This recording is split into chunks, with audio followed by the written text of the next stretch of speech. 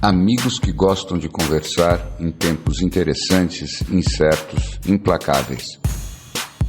Com o futuro suspenso e o passado cada dia mais distante, estamos aqui estacionados na condição humana, na tentativa de fazer uma nova vida funcionar. Cada dia é um passeio na neblina. E os elefantes estão soltos. Não usamos nomes, porque somos nós e somos ninguém. O que importa é a conversa e a vontade de gerar alguma luz. Eu acho que vai ser... eu tô vendo que vai ser usado. Be Snow. Eu vi um boato que vocês estiveram essa semana. Não começa. Não, calma. Num evento público da HSM, mostrando suas caras.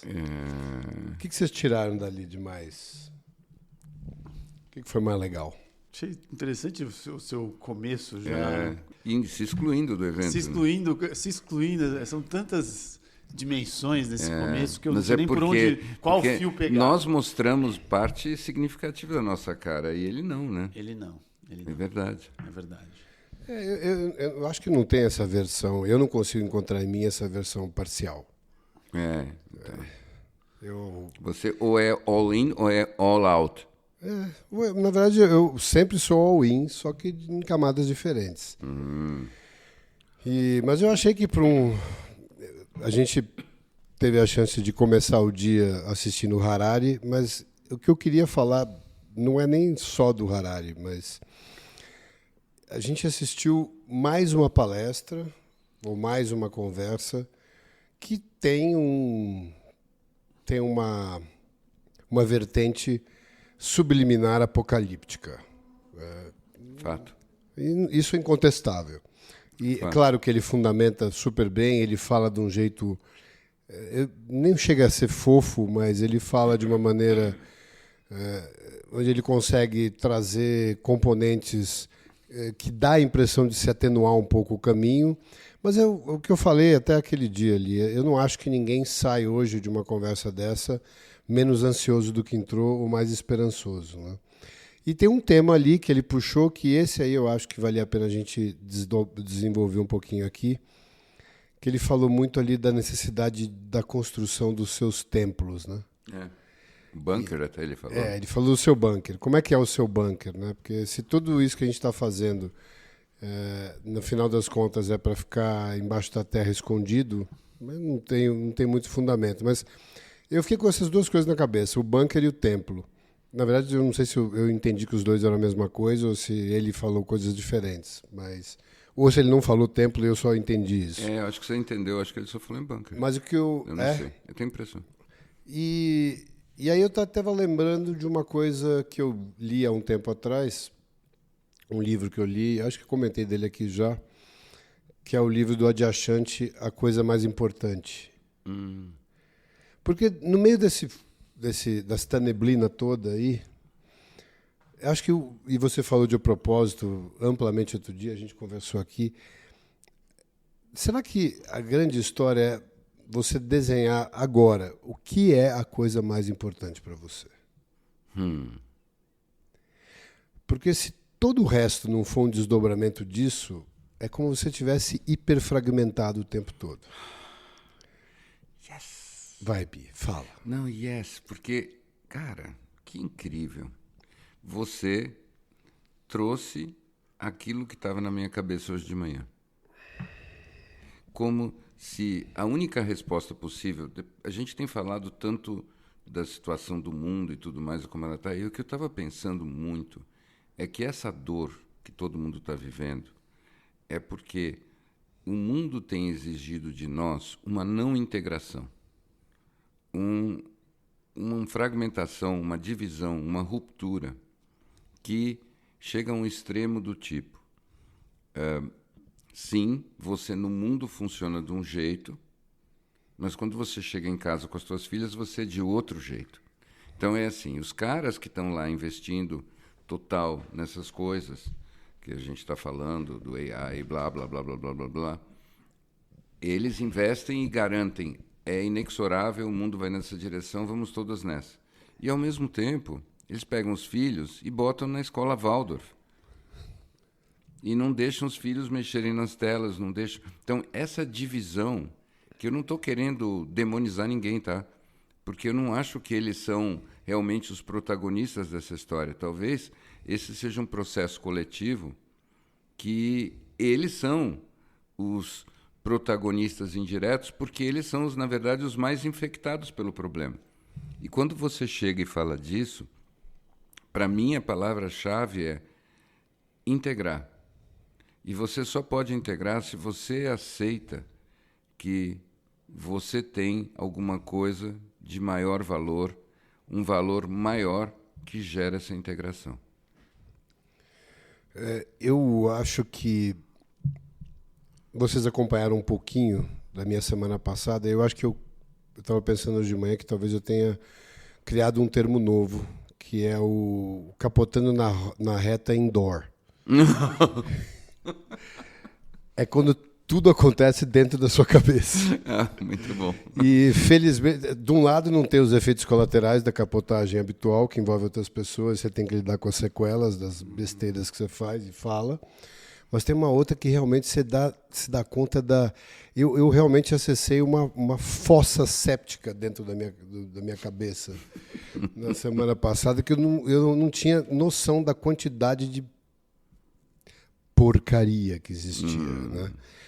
E eu acho que, em conversando com as pessoas envolvidas, né, eu cheguei nesse lugar. Se a coisa mais importante para mim for realmente colocar em prática tudo que eu estou experimentando aqui, colocar em prática as conversas que a gente traz aqui, esses desafios, eles são absolutamente inexoráveis e quase uma demanda dessa escolha do que é mais importante para mim. Uhum.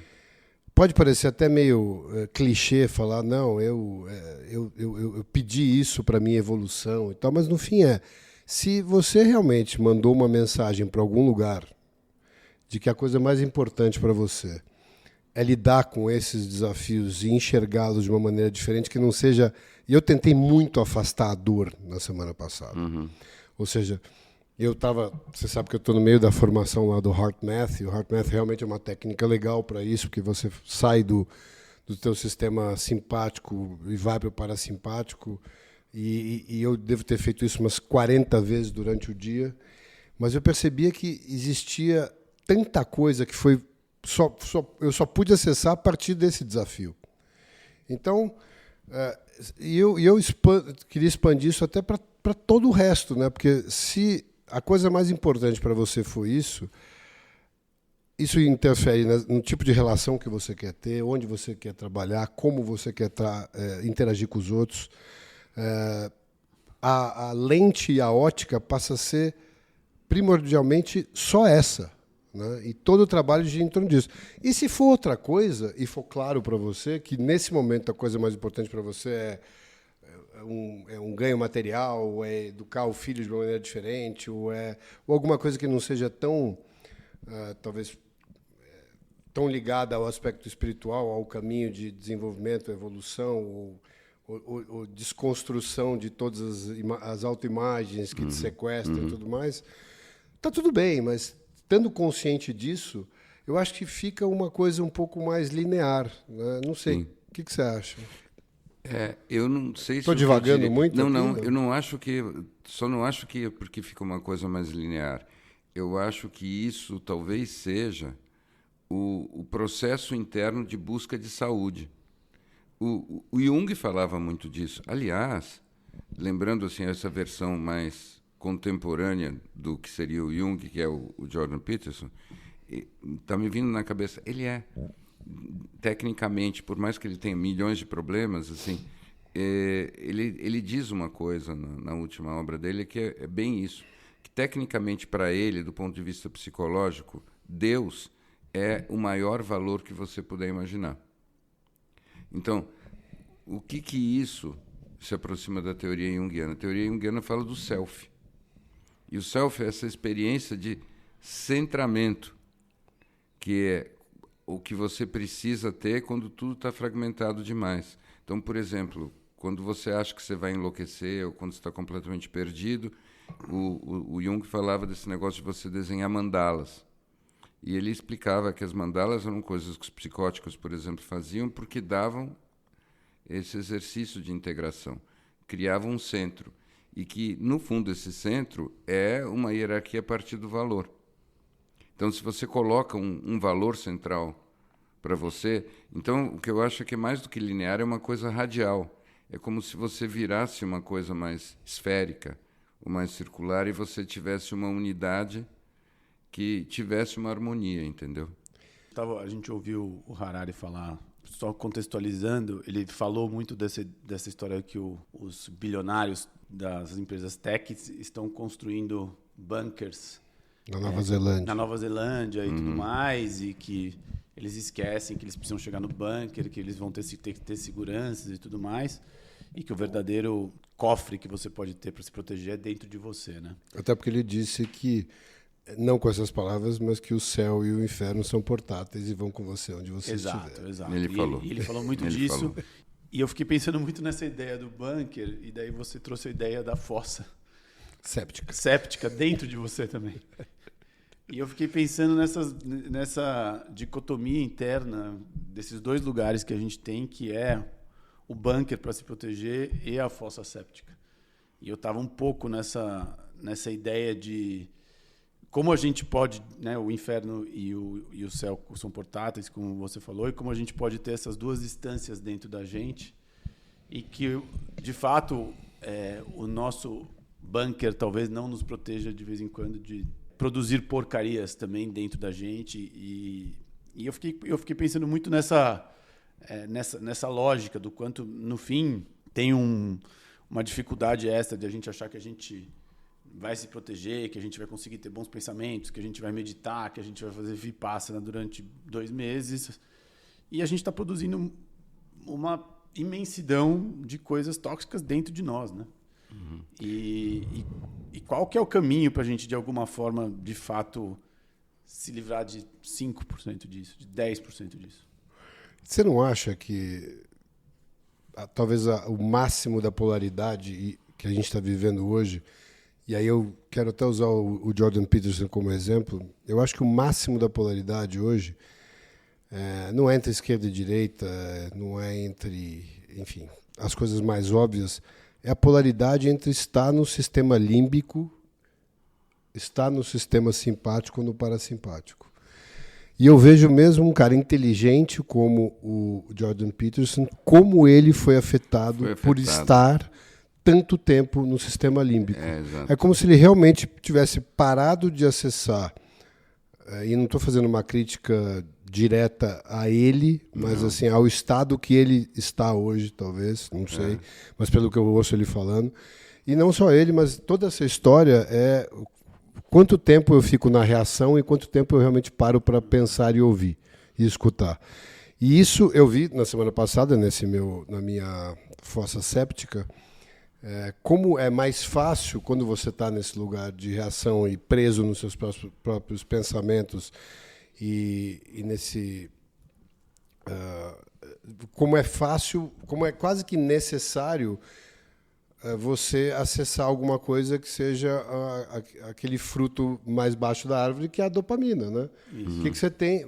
Você tem que realmente fazer um trabalho ou estar preparando esse seu templo com mais frequência, para quando você se depara com esses momentos, a tua única saída não seja querer sair da dor através da dopamina, né? Porque ali você tem um momento mágico de colocar em prática tudo que você conhece e realmente dar um salto, ou conseguir pelo menos enxergar ou deixar isso tudo aflorar, ao invés de você simplesmente sentar numa poltrona e ficar mexendo em alguma coisa que tire tua atenção da tua dor.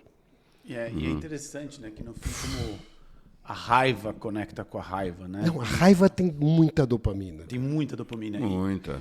E eu estava pensando nisso, porque Eu acho que no caso do Jordan, né, ele assumiu um lado e eu acho que tem uma questão, além de tudo, financeira, mas enfim.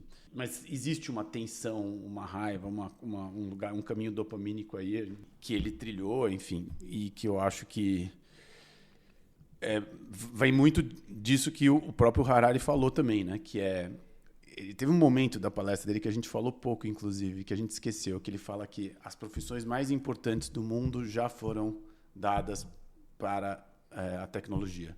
Que ele fala que a inteligência a curadoria de conteúdo no mundo inteiro hoje em dia é feita por máquinas, por algoritmos e não por pessoas. E ele até cita uma coisa, né? Ele fala assim, eu percebo, quando eu lanço meu livro, não preciso agradar ninguém, eu preciso agradar o algoritmo, né? Que é chover no molhado, a gente já falou aqui 1000 vezes, Tristan Harris, lá do Dilema das Redes e tudo mais, que é isso, né? A gente hoje tem todo um sistema para alimentar a nossa fossa séptica, que é de você... O anestesiar, né? O anestesiar com, assim, se você está vibrando numa vibração baixa de raiva, abre aqui que eu vou te ajudar e eu vou te dar 30 motivos para você se conectar com tudo que você está sentindo pior, de você sentir que você tem razão e de você não ter que se rever 1 milímetro. E aí eu acho que tem até a história de como é fácil convencer os outros a entrarem na mesma energia que a sua, né? Quando você está nesse lugar de vibração baixa. Porque você está acessando alguma outra história em cada um que vibra na mesma energia e precisa da mesma audiência. Então é quase que você fizesse praticamente um encontro dos raivosos anônimos que vão se retroalimentando e uns aos outros nos mantendo nesse lugar. Eu acho que por isso que eu volto no lugar. Quando a coisa mais importante é essa que a gente fala de...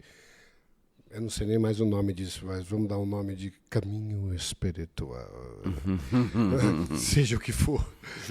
Jornada. Aí eu acho que é aquele momento que quando a gente cai nesse lugar, o cara que está do lado fala, só lembrando aqui, lembra que é a coisa mais importante? Então, vamos fazer o trabalho contrário, né?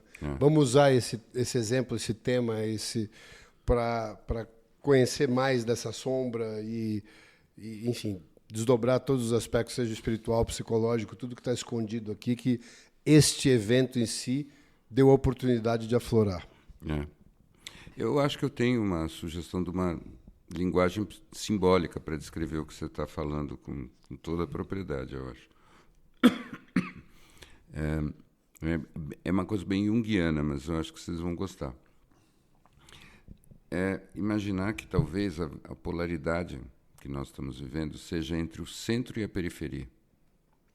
Essa seja a maior polaridade, porque isso reflete uma situação arquetípica primordial que é tanto do coração quanto do pulmão, heart math total, respiração e circulação, que é o fato de que nós existimos, a nossa vida é um ciclo de sístole e diástole, inspiração e expiração, ou seja, é contração e expansão, ou seja, um movimento que vai para a periferia e um movimento que vai de volta para o centro. E é como se a vida fosse uma oscilação dessas duas coisas. E o que me parece que você está apontando com completa razão é que nós construímos uma maneira de viver, um jogo, que está totalmente no movimento centrífugo, que é o movimento para fora, que é o movimento de cada vez mais fragmentação, cada vez mais periferia, cada vez mais distância. E quando você vai totalmente só para a periferia, você chega a um ponto que você perde totalmente a orientação, porque você só tem mais coisas, mais coisas, mais coisas. Aí vem um anseio, que para mim, pelo menos, é da alma, de você voltar para casa. Uma maneira simples de escrever o que a gente vive é que nós perdemos o caminho de casa. E esse movimento é um movimento centrípeto e seria uma jornada de volta para o centro, que a gente precisa fazer não de uma forma definitiva, porque me parece que a vida continua sendo essa pulsação, mas eu acho que a gente fez um movimento centrífugo de expansão grande demais, e agora a gente precisa fazer a contração de voltar para o centro. E quando você volta para o centro, O desafio é não ser uma coisa de rejeição e fuga desse mundo que, afinal de contas, somos nós e nós mesmos construímos. Mas ser, basicamente, um foco no que você disse, que eu amei, que é o maior valor. O maior valor tem que estar no centro. E aí você vai para isso e você faz esse movimento, e não porque você vai ficar preso ali.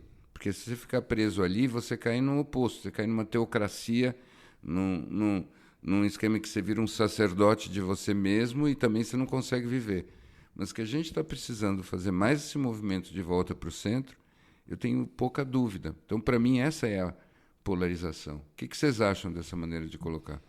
Eu acho interessantíssimo, até porque me veio aquela imagem do estar no mundo sem ser do mundo, né?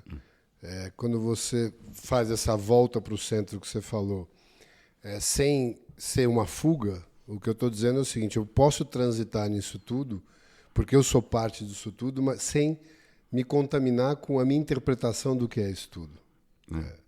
E que eu acho que é a grande mágica de estar aqui, né? Porque se existe uma palavra problema nisso tudo, é você acreditar na história e esquecer justamente da oportunidade que tem no enredo. Mas é interessante, eu adorei isso que você falou, Bi, porque eu acho que é no centro que a gente, de alguma forma, está inteiro e a gente entende que tudo que está ali é humano, tudo é nosso, todas aquelas dores, todas aquelas raivas, todos aqueles medos. E eu acho que a gente... que é exatamente o que você trouxe, não existe polarização, né? Dando o passo seguinte, o fato que a gente não estamos nem no centro e nem centrados, e o quanto nós estamos nesse momento de polarização. E a gente tocou, quando a gente fez a nossa conversa lá nesse evento na quinta-feira, nessa história que eu queria trazer um pouco para vocês. Assim, eu tenho uma sensação que a origem de tudo isso é muito uma vontade de pertencer. E que vem... Qual parte? Cair numa polarização extrema, cair numa raiva de algo que não é em relação ao outro, ou em relação a... Quando você me dá uma sensação de um medo de rejeição e uma vontade de pertencer profunda.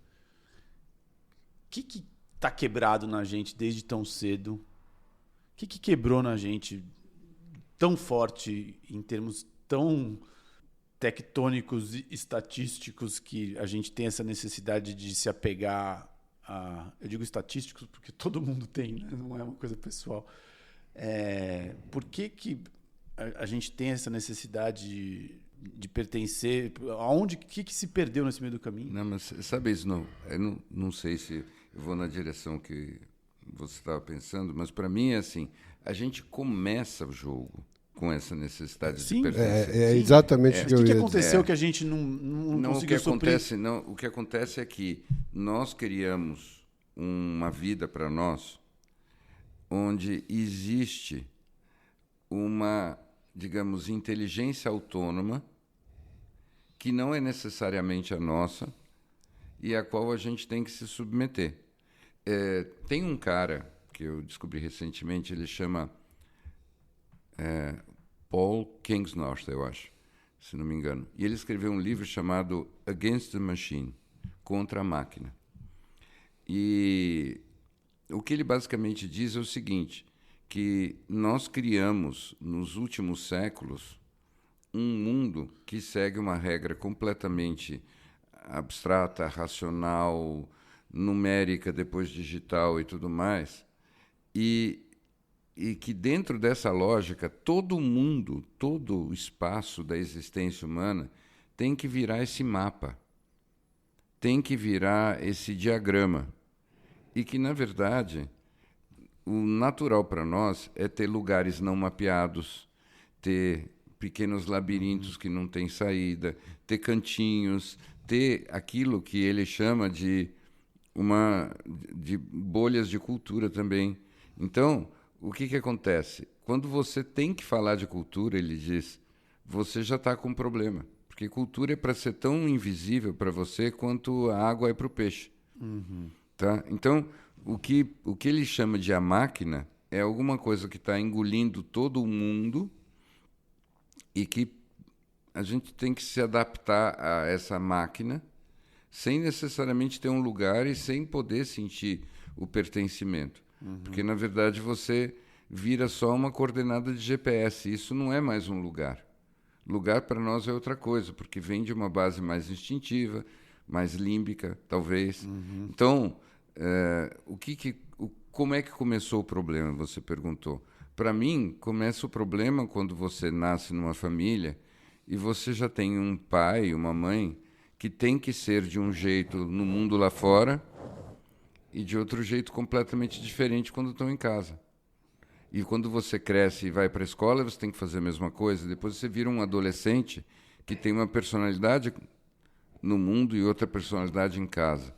E você já começa com uma divisão que faz com que, para se adaptar às diferentes circunstâncias, que têm regras completamente diferentes, você usa a capacidade humana, que é uma capacidade real, de ter várias identidades e, portanto, várias personalidades. Só que isso vai a um extremo que vai usando cada vez mais da tua dopamina, vai usando cada vez mais o teu instinto, e essa energia biológica é usada até que você chega num ponto em que você já perdeu a tua identidade de tantas identidades diferentes que você tem.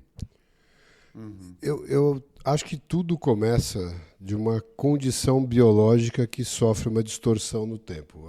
Porque nós somos seres que, acho que primordialmente veio para interagir com outros seres e estarem em grupos e interagir entre grupos. E eu me lembro que a grande penalização que existia nas aldeias indígenas do passado, né, onde se tem ainda referências, era o ostracismo. Né?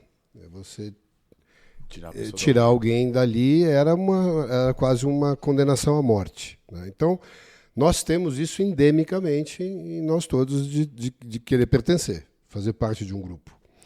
A única questão que eu acho que vem aqui, e aí eu volto até essa história da coisa mais importante, porque o que o Bi falou, de que a gente aprende dentro de casa a ter várias facetas diferentes, em várias circunstâncias diferentes, quando os nossos pais são uns em casa e outros fora, se a gente tiver esse norte muito claro, a gente pode dimensionar as concessões que a gente está fazendo e o custo das concessões. Porque o que eu acho que o que tira a nossa energia e acaba colocando a gente nesse lugar de uma inércia comportamental é a ideia de que eu, em fazendo essas pequenas concessões, elas não têm custo e me colocam no lugar melhor perante a minha a sociedade ou o grupo onde eu estou inserido. Vocês não estão olhando para mim? Eu estou fazendo alguma besteira aqui? Não. Eu vi um fio extra aí, não sei coisa. Tem um fio pendurado aqui no meu microfone.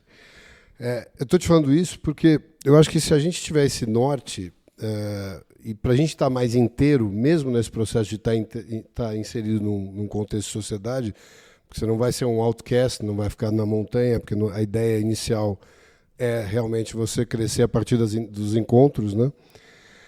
Eu acho que com este norte fica mais fácil de você entender cada uma das relações que você tem e entender as concessões que você está fazendo. E é muito fácil, principalmente você está numa relação a dois, né, relações amorosas, vamos dizer assim, e você está na inércia, e você tem uma dificuldade grande de impedir a inércia, de interromper essa inércia, e vira uma concessão sem fim, como se não existisse uma outra possibilidade, porque aquilo é o normal, as relações são difíceis e tal, mas mesmo dentro desse lugar, se a ótica for essa, vai ter um momento que fica tão óbvio para você que aquela relação não tem mais por que estar ali, o que ela serviu, e já foi, já se extinguiu, e está na hora de você mudar, não porque... pela única razão de que, para a coisa que é mais importante para você, ali não tem mais nada para você aprender. E eu acho que revisitar isso ajuda a gente a escapar da dinâmica perversa do pertencimento. Porque você pode estar em algumas situações, íntegro ainda, aprender com aquelas situações sem necessidade de fazer parte daquilo e fazer concessões que mudem completamente as tuas crenças. eu acho que todos nós aqui temos pelo menos assim, uma ideia de um norte para visitar, e nós nos colocamos em situações que são muito diferentes, né? E que a gente está aprendendo com o tempo a quase que se impermeabilizar um pouco quando a gente está inserido em contextos que, a princípio, não tem a ver com o que nós gostaríamos, mas a gente consegue estar ali, vivendo o que aquilo tem para nos ensinar, sem que eu tenha que fazer uma concessão de quem eu sou para pertencer àquele grupo naquele momento. Porque o ego está sempre ali lembrando a gente que a gente tem que ser respeitado, amado e aceito. E isso é um termômetro bom, porque quando você começa a mudar, principalmente quando você está inserido num grupo, você percebe, esta é uma concessão que se eu fizer consciente, já é um começo. Mas se eu tiver com aquele norte sempre ali, aquela bússola próxima, eu acho que eu consigo extrair o que tem de melhor desses encontros sem perder um pedaço de mim em cada um deles. Eu acho que é por aí mesmo. É exatamente esse o desafio. Tem muitas maneiras de falar da mesma coisa, mas, por exemplo, se a gente pegar a obra daquele Ian McGilchrist, ele sugere que o truque é essa conexão com a metade direita do cérebro, tá? Porque toda essa história que eu descrevi como esse perder-se na periferia é a metade esquerda, que é analítica e que cria aquelas narrativas que, na verdade, cria os labirintos onde a gente se perde.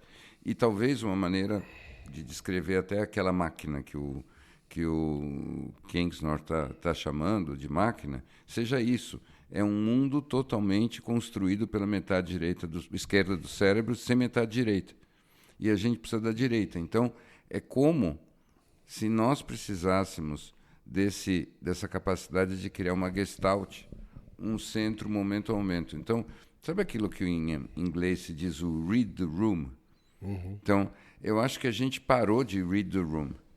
Né? O room, no caso, é o mundo. Ficou impossível. Né? Mas aí acho que a gente pode resgatar um tema que a gente acabou não falando aqui, que é do nascimento do narcisismo, né?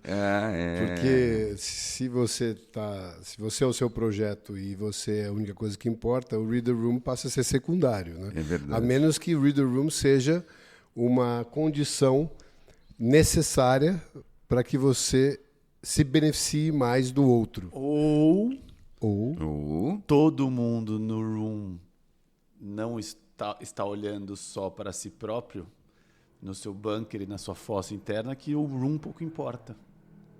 Boa. Você tem um ponto. Não é? Você tem um ponto. E essa talvez seja a grande questão. Que é muito a tua sensação de que todo mundo agora é o produtor de conteúdo e não tem mais público, né? Exato, Quando a gente entrou lá no evento, o Snow falou, bom, todos os crachás que eu estou vendo aqui é de palestrante, quem é que vai assistir? Não, sim, e é isso. Foi-se o tempo que esse era o crachá. Mas esse é o crachá especial. Cara, achei algum aqui que é público. Mas gente, eu tenho tantas coisas para falar sobre isso. Por favor, quero ouvi-las. Acesse sua fossa séptica. A minha fossa séptica ela é bem perigosa, cara. Eu entendi indo em alguns eventos se existe de fato uma pandemia do narcisismo ou se a gente virou uma sociedade em que todo mundo tem que ser produtor de conteúdo para conseguir estar boiando, indo para algum lugar nessa sociedade, significa conseguindo pagar as contas, né?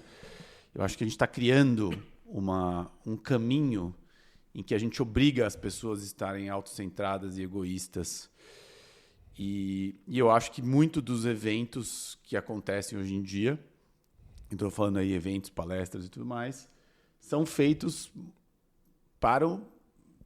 como parte deste caminho de vender esse conteúdo, enfim, né? Acho que é tudo uma parte dessa estratégia de sustentar essa narrativa de você mesmo, sobre sobre essa identidade que você está sustentando. E eu acho muito interessante, porque neste caminho parte-se do pressuposto que para você conseguir se diferenciar, você tem que ser autêntico. Só que a gente está vivendo um momento em que até o que é ser autêntico já está... já existe uma cartilha do que você precisa fazer para você ser autêntico. Então, eu fico pensando, e realmente as pessoas que dentro delas necessitam um pouco da atenção dos outros, dessa ideia de pertencimento, ou tem pouco medo dessa rejeição, são as pessoas que no fundo conseguem ser muito autorais, autênticas e ter esse centro muito bem feito, muito bem estruturado, né? Que elas de fato sabem que elas são. Mas o que eu vejo, eu estava aqui ouvindo vocês como caminho, eu falo assim, como é que a pessoa chega lá? Como é que eu chego lá? Como é que eu descubro quem eu sou de verdade para não precisar me agarrar nessas pequenas boias de pertencimento que estão por aí? Enfim, falei um monte de coisa. Soltei minha fossa séptica aqui. Você se queixou bem. Mas um bom queixume. Foi um queixume. Chorume? Não, chorume. Mas foi de boa qualidade. Então. Boa qualidade. E eu vou falar uma coisa para vocês. Assim, eu estava outro dia discutindo com um amigo, né, já que eu estou no queixume pessoal, então vamos lá. Momento queixume. Sobre... Um amigo estava num dilema sobre ir numa festa de 30 anos de formado, enfim, do colégio. E eu achei curioso o dilema dele. Né? Eu falei, não, ele falou, putz, será que eu devo ir ou não? E eu fiquei curioso porque para mim isso é um terror pensar em ir numa ocasião dessa, sabe? Eu acho que a ideia de encontrar um grupo que eu não vejo há 30 anos, para mim, é algo que não faz o menor sentido. E eu vejo que para a maior parte das pessoas faz. E eu fico pensando o quanto, de fato, os seres humanos são muito diferentes e eu acho que nesse aspecto eu me sinto um ET. E eu acho que o quanto 30 anos depois você se rever as pessoas que você estudou faz algum sentido, assim, ao tamanho assim, da necessidade de curiosidade, de pertencimento, até de você rever coisas de 30 anos atrás. Eu vejo isso que você falou por um outro ângulo. Eu acho que essa é uma prática que era muito comum, ainda é muito comum nos Estados Unidos, não sei se no Brasil é tão comum, mas não tanto, mas está ficando. Mas está ficando. Mas eu acho que isso vai muito mais em direção usando a mesma métrica do que as pessoas acreditam como sucesso, fazer uma avaliação, uma fotografia de como elas estão em relação aos outros coleguinhas, em que lugar na hierarquia das lagostinhas elas estão. Uhum. Eu acho que é muito mais para alimentar... Você acha que é só isso? Eu acho que nos Estados Unidos, predominantemente, era uma ideia de você revisitar e falar, bom, olha, depois de 30 anos, eu estou mais ou menos aqui no quadrante superior ou no quadrante inferior, tanto aspecto dentro do prisma do olhar do sucesso do americano, que era uma métrica puramente material e plástica. Né? Uhum. Então, o cara está bem fisicamente, está mal, teve o sucesso financeiro que a gente imaginava. E até tinham muitas histórias, né, que vinham em cima disso, que o cara que era popular no high school americano, depois é o cara que se acostumou tanto com aquela posição privilegiada que dificilmente na vida ele teria vingado tão bem, né? Sim. E quem teve as dificuldades no início, né, teve que lidar com adversidades e se preparou melhor e acabou tendo... Então, acho que isso virou até temática de filmes e tudo mais. Claro. Aqui. Então, eu acho que é muito mais para... O que é uma coisa que foi um pouco substituída pelas redes sociais, que dão isso online, real time, o tempo todo, no máximo da distorção possível. Né? Por isso que eu ainda volto para a história do teu norte, da tua bússola, que é a criação da tua métrica. Tem um filme que eu acho espetacular nesse sentido, que chama O Estado das Coisas. Que eu acho que é necessário, de tanto em tanto tempo, Ben Stiller. E eu acho que ele trata de duas coisas. Uma é essa, né, do mundo que se passa na nossa cabeça e das realidades que a gente cria e projeta nos outros, e as nossas fossas sépticas também. Né? E o que nos cega para enxergar a beleza que existe na nossa própria vida, né? Porque ela está sempre em comparação com alguma coisa que a gente conhece só a superfície, o que está para fora d'água no iceberg. Né? Agora, sabe, Snow, eu também sou amigo desse mesmo amigo. E ele também teve essa conversa comigo. E você não comentou... Eu sou amigo desse amigo, só para saber. Também é. Sou amigo, tá bom. E ele voltou, ele foi. Ele foi no encontro e foi ótimo para ele. E teve vários processos de cura de fantasmas do passado nessa ida. Então, a impressão que me dá é que a resposta para esse questionamento que você fez tem muito a ver com como é que cada pessoa vive um intervalo de 30 anos e que grau de ruptura existe nesse intervalo. Existem pessoas para as quais a ruptura é tão completa que, na verdade, ela voltar num encontro 30 anos depois, ela não é mais em nada aquela pessoa de 30 anos antes. Então, ela vai encontrar pessoas que não importam porque são estranhas. E existem pessoas que andaram, mas têm uma continuidade maior. E, para mim, caras, esse talvez seja o tema mais interessante, porque tem, para mim, um elefante na sala sobre o qual a gente não está falando. Olha que engraçado, nossa, tem um elefantinho. Sabe qual que é? Toda essa nossa diagnóstico, essa nossa descrição do nosso momento, nós estamos aí meio concordando. Mas a pergunta que fica para mim é, será que nós não estamos descrevendo um momento revolucionário da história? Será que não vem algum tipo de revolução?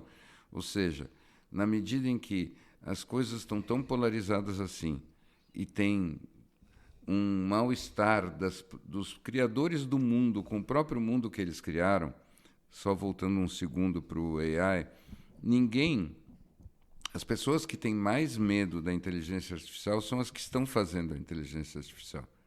Para você ter uma ideia do nível da dissociação que aconteceu.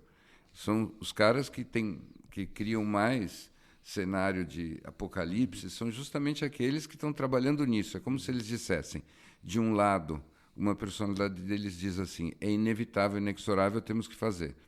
E a outra personalidade diz, ai que medo, ai que medo, ai que medo, talvez o mundo acabe. Né?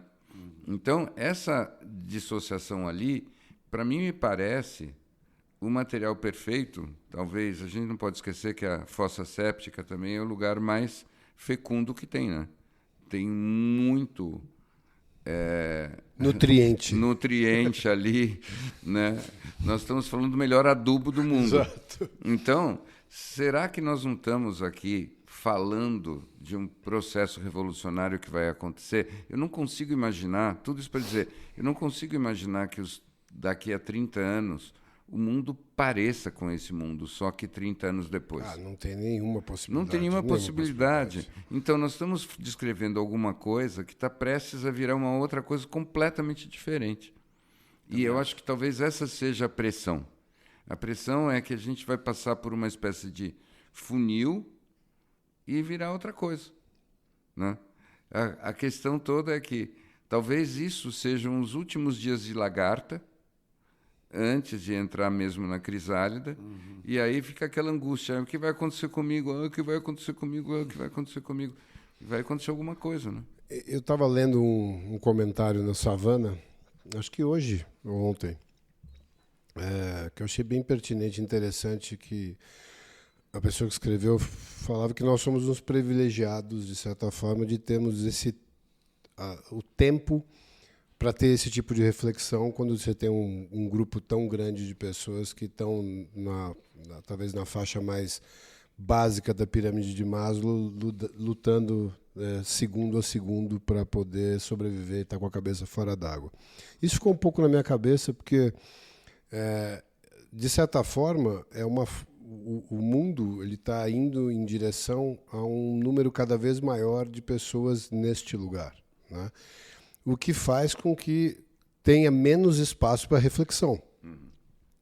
E tendo menos espaço para reflexão, menos espaço para questionamento e menos espaço para mudança, né? A menos que a mudança aconteça simplesmente porque se extenuou completamente as outras possibilidades e virou uma convivência impossível, que só uma minoria absoluta que eu observo, não sei se vocês têm a mesma experiência, que vive a vida entre os hiatos dopaminérgicos, né?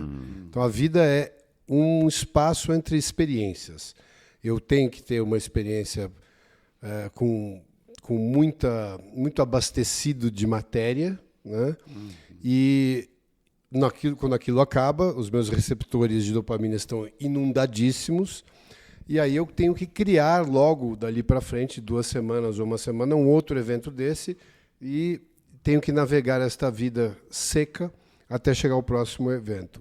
Enquanto a maioria absoluta das pessoas está realmente lidando no dia a dia com seus desafios e tudo mais, e talvez não caia nessa dinâmica. Mas o que eu penso é isso, né? A gente tem que, independente da nossa realidade, esse trabalho de reflexão, ele tem que ser, eu acho, né, pelo menos, de uma disciplina absoluta. Então, por isso que a determinação do teu norte, o que é importante para você, para mim, hoje tem que ser o cerne, porque os desafios estão cada vez maiores, não tem dúvida.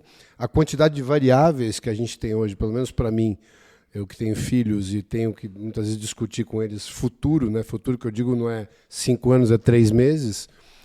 Se a gente não tiver com esse norte, realmente é muito mais fácil você cair nesses hiatos e esquecer das reflexões. Eu acho que o que você está falando faz todo sentido, mas juntando isso com a história das revoluções, eu queria lembrar o seguinte: toda revolução digna desse nome mesmo, como é que ela funciona? E aí eu estou pegando de referência principal a Revolução Francesa, que eu acho que eu fiz parte dela, né? Em alguma vida. De um lado, você tem aquele grupinho que começou a trazer essas ideias que tinham a ver com a enciclopédia, que tinham a ver com o valor do indivíduo, que tinham a ver com Rousseau, Danton, Diderot e tudo mais, que era, sim, os que estavam refletindo e que estavam profundamente insatisfeitos também com o que estava acontecendo, mas o que faz a revolução não são esses caras. O que faz a revolução é justamente a grande quantidade de pessoas que não tem tempo de fazer a reflexão, não tem condições de fazer isso porque está vivendo justamente numa vida muito mais básica, mas dentro da insatisfação dessa vida mais básica. Você sabe que historicamente, pelo menos o que eu pude estudar das revoluções, isso que você está falando acontece quando não tem comida. Basicamente é isso. Então você pode falar, você pode refletir e pode ter vários expoentes culturais conversando sobre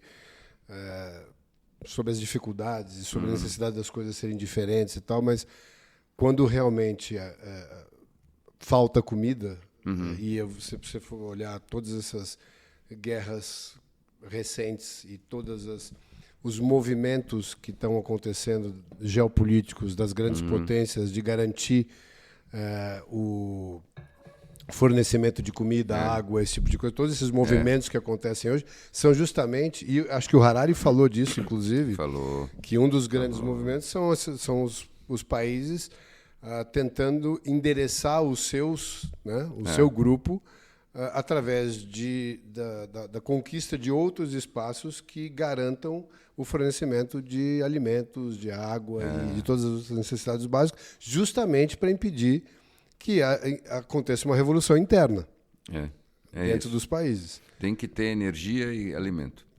É isso. Tendo isso, você consegue manter a estabilização, mas à medida em que isso vai ficando cada vez mais, né, polarizado justamente, e os recursos não estão distribuídos de uma maneira mais orgânica, chega uma hora que essa insatisfação, né, leva essa história. Agora, a minha pergunta para você, que eu não sei, nunca pensei sobre isso, será que num momento histórico totalmente diferente dos outros, em que a gente vivia num mundo analógico, será que a comida hoje é comida mesmo? Ou será que hoje uma outra dimensão do alimento é Wi-Fi? Pode também gerar esse mesmo desequilíbrio que leva a uma revolução. Porque nós, hoje em dia, estamos vivendo num mundo muito diferente mesmo, né? Eu não sei se... Eu acho que a regra básica deve se aplicar, mas será que não existiria uma variante? Outra camada além da comida? Eu acho que os governos se deram conta de que existe uma forma... muito eficiente, embora hiper perniciosa, de manutenção das políticas econômicas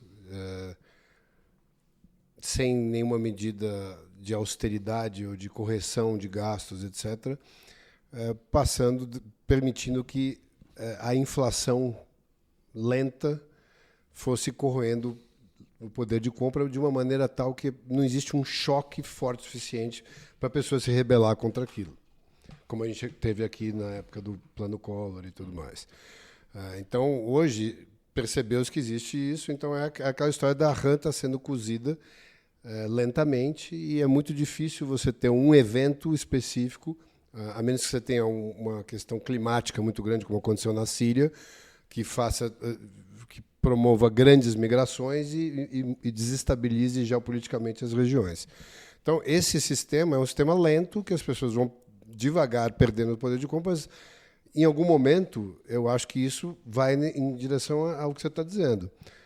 Chega uma hora que essa maioria absoluta se dá conta de que aquele sistema não serve mais, não está mais atendendo. Né? E eu acho que o grande... E esse movimento de tecnologia, dessas grandes big techs, é quase que uma esponja de recursos. Ela suga tanto recurso do sistema e não devolve para o sistema, que ela realmente concentra muito mais riqueza exponencialmente do que já existiu na história até hoje. Então, se você não acredita que existe uma bolha de tecnologia, nós estamos realmente em direção a um muro. Se existir a bolha, talvez exista esses recursos voltem ou se perca muita riqueza no meio do caminho. Né? O que talvez seja uma variante híbrida dessa história. Mas, de qualquer modo, indo nessa direção, imaginar que talvez hoje em dia a gente exista na medida em que nós temos uma expressão e uma identidade nesse mundo digital e nós temos a possibilidade de consumir, né, dentro desse sistema, na medida em que você não tem expressão nem tem capacidade de consumo, é quase como se você não tivesse alimento nas épocas passadas. Então, talvez essa realidade que nós estamos vivendo, que é uma realidade que a maior parte das pessoas fica sentindo quase que como se ela não existisse, porque ela deveria poder aparecer e deveria poder consumir, e ela não pode nem aparecer nem consumir direito, talvez isso vá criando essa massa faminta. Né? Não sei. Eu acho que essa é uma perspectiva. A outra que me ocorreu enquanto você falava aqui é o seguinte, porque se isso tivesse acontecendo, mas dentro do seu núcleo todo mundo tivesse vivendo a mesma coisa, na mesma intensidade, isso se atenuaria. Sim. Quando você tem este advento de redes sociais, onde te permite uma comparação fora do seu núcleo, isso eu acho que impacta o sistema de outro jeito. Porque veja, o país onde mais cedo isso pegou e mais influenciado por isso são os Estados Unidos, né? E eles vivem hoje em dia a retórica da revolução. Eles vivem na simbologia da revolução. O problema, vou inventar uma coisa aqui, né? Pode ser uma bobagem, mas vou dizer. O que eu acho é que o problema maior dos Estados Unidos hoje é que tem dois movimentos revolucionários simultâneos, cada um numa direção. E eles estão disputando espaço, e isso cria uma espécie de guerra civil entre dois movimentos revolucionários. Que, aliás, eu acho que... Gostou? Eu acho maravilhoso, e eu acho que nós temos um palco para isso hoje, incrível, que vai ser Nova York. Né? Porque o Trump encontrou do outro lado um cara bom, viu? O cara é bom. O cara é bom. O tal do Zohan, ele é bom. Mas imagine, duas revoluções simultâneas, isso nunca aconteceu. Não sei se o Snow vai permitir que esse comentário tenha acontecido aqui, mas ainda assim eu achei que valia a pena falar. Também valia o risco. Valia o risco. Nessa ideia de que a gente está trazendo aqui das redes e do quanto isso que o Bi estava trazendo, né, do quanto ter o acesso a se expressar e a consumir está virando uma necessidade básica. Eu fiquei pensando que de alguma forma a gente já está começando a controlar isso, né? Assim, então está começando por algumas escolas começarem a tirar os celulares das crianças. Algumas escolas e pais deixarem agora falar que as crianças só podem ter acesso às redes sociais daqui com 16 anos. E, assim, né, alguns movimentos no mundo inteiro nesse sentido. Vocês não acham que já existe uma ideia concreta de que isso não faz bem e que a sociedade já está começando a se movimentar para um novo lugar? Ou vocês acham que o poder das Big Techs estão tão grandes que, de alguma forma, eles vão continuar influenciando as decisões e que isso... Porque eu, de verdade, acredito que daqui, sei lá, 10 anos, parte do mundo diferente que eu acho que a gente vai viver é que a gente vai estar com uma outra relação em relação a essas coisas. Assim, eu não sei como é que vai ser, eu não acho que as pessoas vão estar menos addicted, mas talvez com uma outra relação. Talvez elas vão estar viciadas em outras coisas e não só nas redes sociais, não sei. Vamos lá, eu vou te dar um sentimento que eu tenho e quero fazer uma pequena aposta aqui também.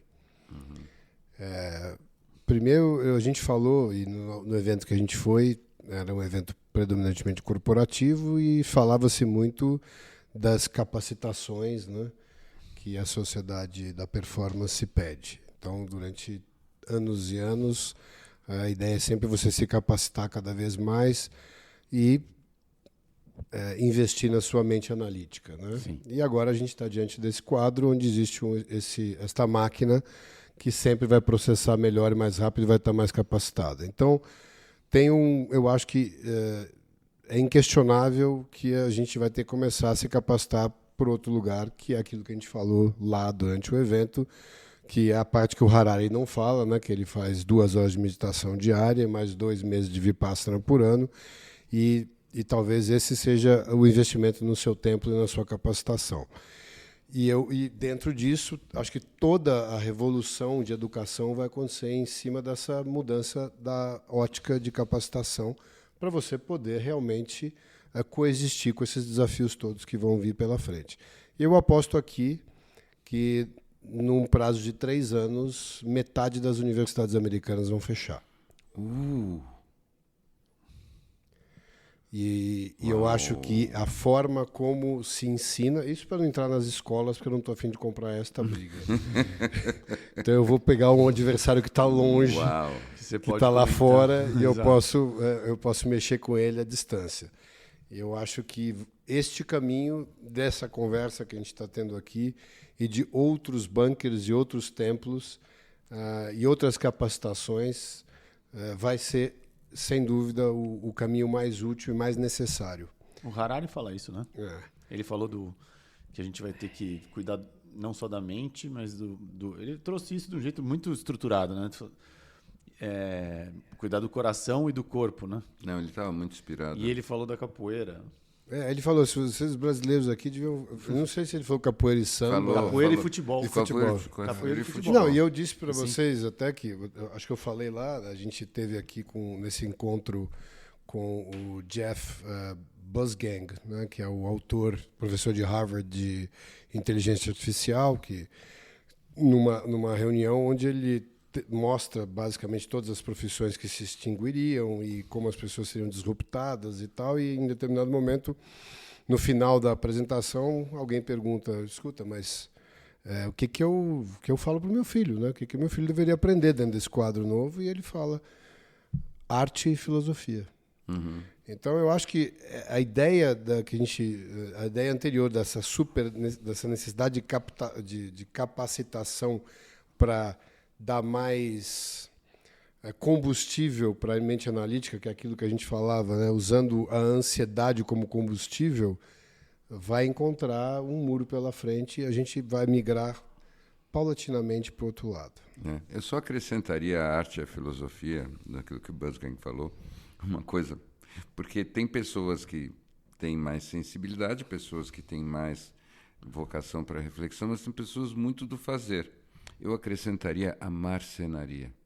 Acabou de chegar uma enorme estante em casa.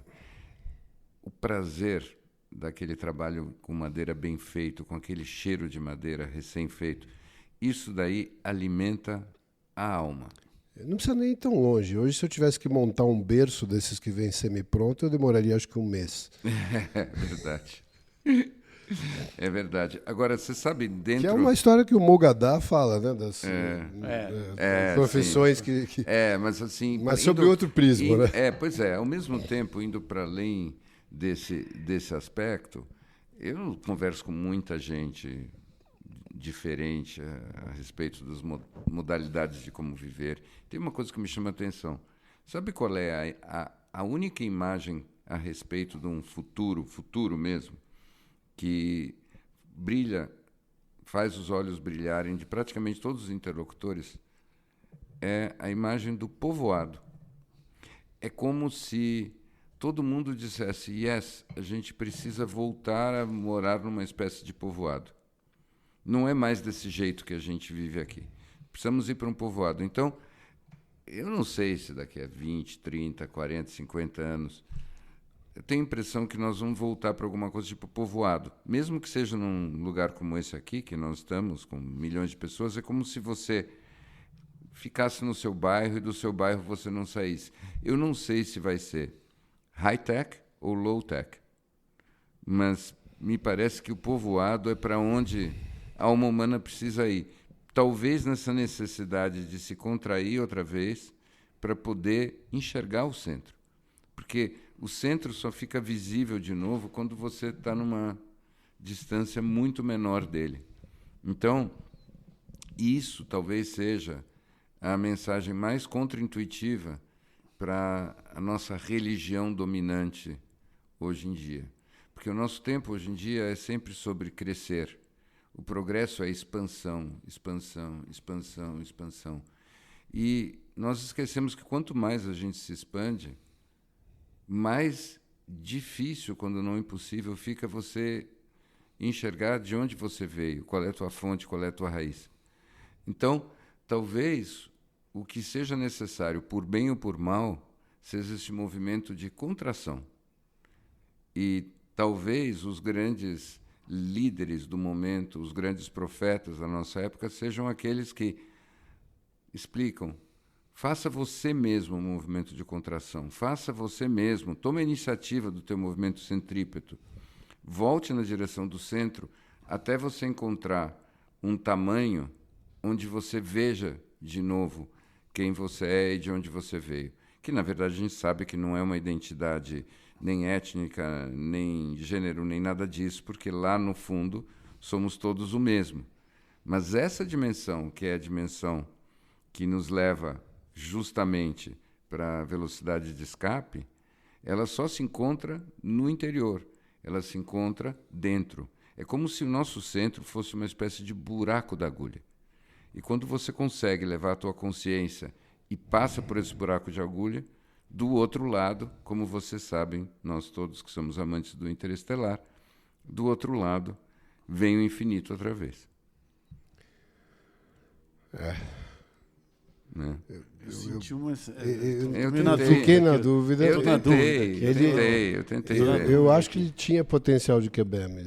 Tinha o potencial de QBM. Assim. Pode ser... Que nota vocês dão? Eu tava aqui, falei, será que é? Não sei se é hora também. É um wannabe QBM, ele pode ser...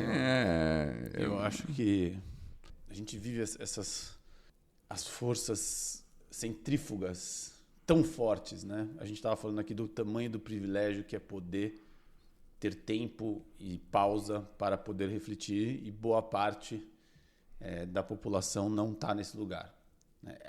As pessoas que não estão nesse lugar, elas estão batalhando para conseguir viver até amanhã, né? E não estou falando de um lugar da escassez, né? Eu acho que é um lugar da potência, de fazer, de construir, de ter uma vida melhor. E eu acho que a ideia desta vida melhor, ela passa também por questões materiais, né? Então, eu acho que existe uma cilada como um todo, e aí independe de classe social, que é essa do acúmulo, né, de você, como é que você se serve materialmente para poder se proteger. E eu acho que aí tem uma força tão grande que eu acho que essa briga hoje entre tudo que te puxa para fora e essa necessidade de ir para dentro, que para mim é aí que está a grande questão contemporânea. Não, eu concordo. E você falou num ponto absolutamente central quando você fala do apego. Né? Se a gente volta para a imagem que me veio agora do buraco da agulha. Né? E do camelo? Exato, eu pensei no camelo. Como é que é essa história? Então, o camelo, é mais fácil o camelo passar pelo buraco da agulha. E vocês sabem o que é essa história? Eu já contei, acho que aqui mesmo, o que isso realmente significa. Né? Nós falamos disso nessa terça-feira agora, lá com a professora Lucilena. Falamos, nossa. Estivemos com a professora Lucilena gravando o podcast Alma Talks, que foi um momento incrível. Incrível. Então, essa memória Crianças circular... no parquinho. Essa memória circular é complexa, mas a ideia de que, afinal de contas, né, o buraco da agulha, na época, eram os portões do mercado. E você tinha que ter um controle do quanta mercadoria o mercador ia levar no lombo do camelo. E isso era que dificultava a passagem. Era exatamente como quando um caminhão de transporte entala debaixo da ponte da Marginal. Era essa a história do camelo passar no buraco da agulha. Mas, em última instância, é sobre o apego. Agora, tudo bem, camelo já é complicado. Mas eu acho que esses elefantes aqui estão tentando passar no buraco da agulha. Eu acho que a gente vai passar. E talvez acessar a fossa séptica dê a noção mais clara de quantos apegos ainda existem, né? Sim.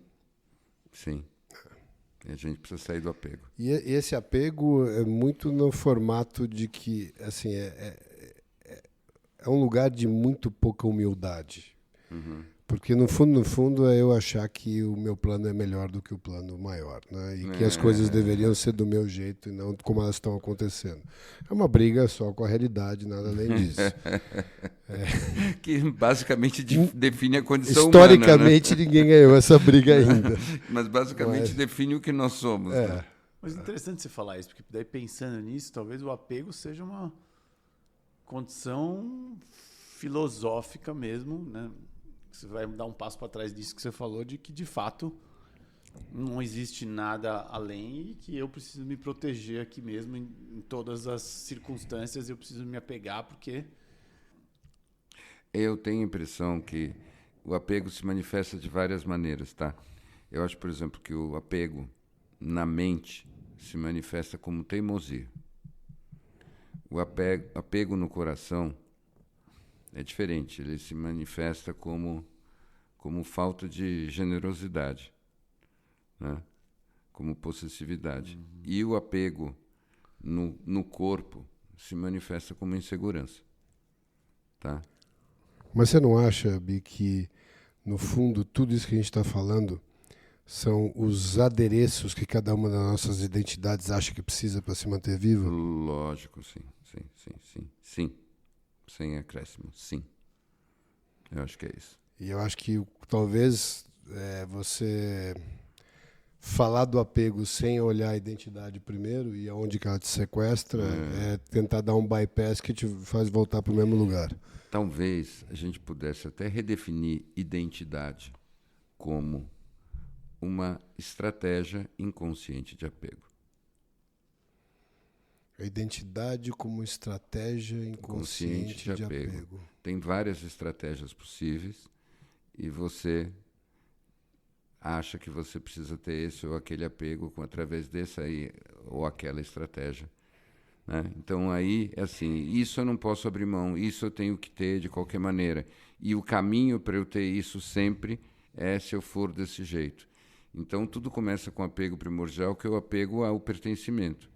E que vai gerando a necessidade de você ter uma identidade. E isso vai se desdobrando em diferentes tipos de pertencimentos, que são diferentes tipos de apego, com diferentes tipos de estratégia. Eu acho que... eu acho que isso dá para... Isso é um cabem. Isso é um cabem. Isso é um cabem, um belo cabem. E a gente poderia falar horas de apego aqui, né? Mas, ao invés disso, nós vamos simplesmente falar cabem. Esse seu invólucro aí é de porcelana ou não? Qual é o material dessa sua xicrinha?